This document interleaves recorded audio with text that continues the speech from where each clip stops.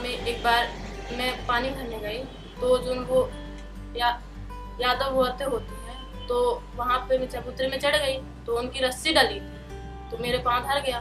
तो उन लोगों ने बहुत डांटा कि तुम जे मतलब कौन दर हो, तो मेरी रस्सी का चढ़ गई तो वो उसे धुलना पड़ेगा, मुझे नहाना पड़ेगा।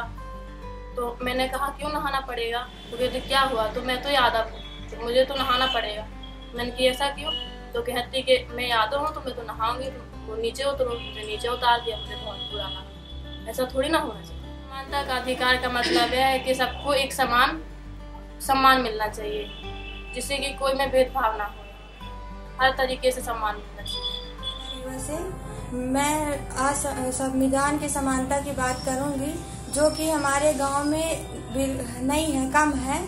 वहाँ लड़की लड़कों को लेकर भेदभाव होता है और उनके मतलब अलग विचार रहते हैं। देखने लड़की लड़का को साथ में देखते हैं तो मतलब अलग उनका वो दिमाग में उनके अलग तरह की बातें आती हैं। जैसे लड़की लड़का अगर एक साथ बैठ गए तो लड़कियों को कहते हैं वहाँ क्यों बैठी हो, वो लड़का कौन लगता है तुम्हारा?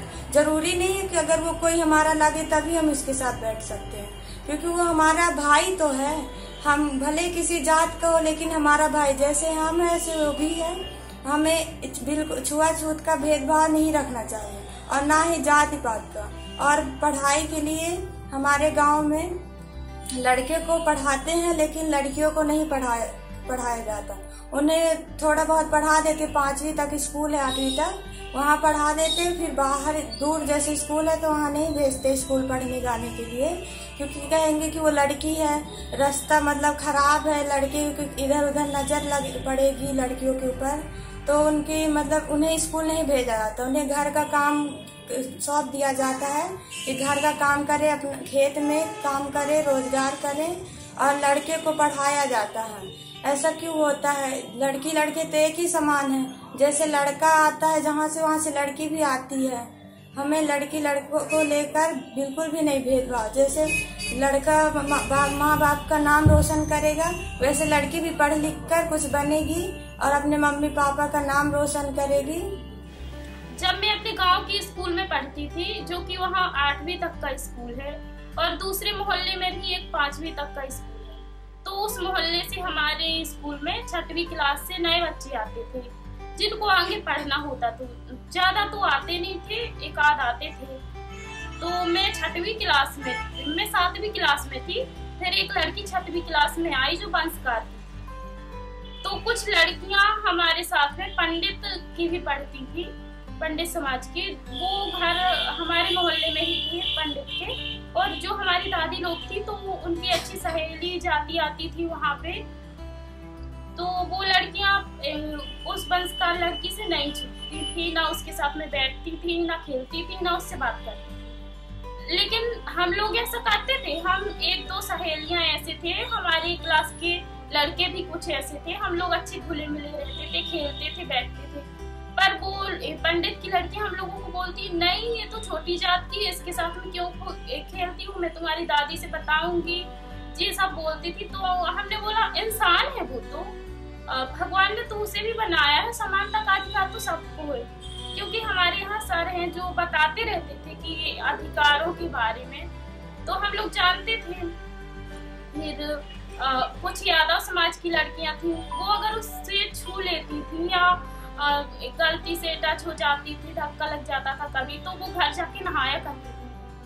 और जो पंडित समाज की लड़कियां थी उनने जाके अपनी दादी से बताया कि नहीं ये कामना तो ऐसी है, उसके साथ में बैठती है, खेलती है। और तो उनकी दादी ने मेरी दादी से बताया, मेरी दादी ने मुझे बहुत डांटा कि नहीं तुम उस छोटी जात की लड़की के साथ में रहती हो, ऐसे तुम लोग, तुम्हें भी कोई नहीं छुएगा, जे वो ऐसे कुल सारी बातें की। फिर मेरे पापा आए, मम्मी भी थी। मैंने बोला इंसान तो वो भी है ना। और कौन, मेरे पापा चूंकि 12वीं तक पढ़ी है, थोड़ा बहुत तो उन्हें भी नॉलेज है। तो मैंने बोला समानता का अधिकार है, इतने तो अधिकार हमें संविधान से प्राप्त किए गए, स्वतंत्रता का, समानता का, उसे भी खेलने का, कूदने का, सबके साथ में मिलकर रहने का अधिकार है, तो क्यों ना मैं उससे मिलूं। तो फिलहाल पापा ने बोला कि बेटा ये गांव पे सब लोग ऐसा ही करते हैं, तो तुम स्कूल में खेला करो कोई वो नहीं है, लेकिन घर में लेके नहीं आ रहा। तो इससे क्या होता है, समानता का अधिकार तो सबको है, क्योंकि हमारे संविधान ने प्रदान किए हैं समानता का अधिकार, स्वतंत्रता का अधिकार। वो भी अपनी स्वतंत्रता के साथ किसी के साथ भी रह सकती है, खेल सकती है, पढ़ सकती है, किसी भी स्कूल में जा सकती है।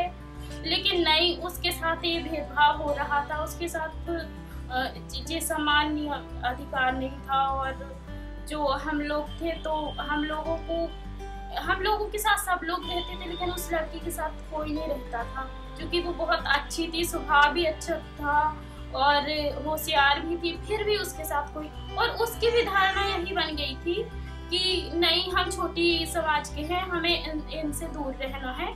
और उसकी दादी लोगों ने भी यही बताया कि बेटा, कोई उनके यहाँ से हमें नहीं छूता, उनसे मत छुआ करो, वरना वो लोग डांटेंगे या कुछ भी।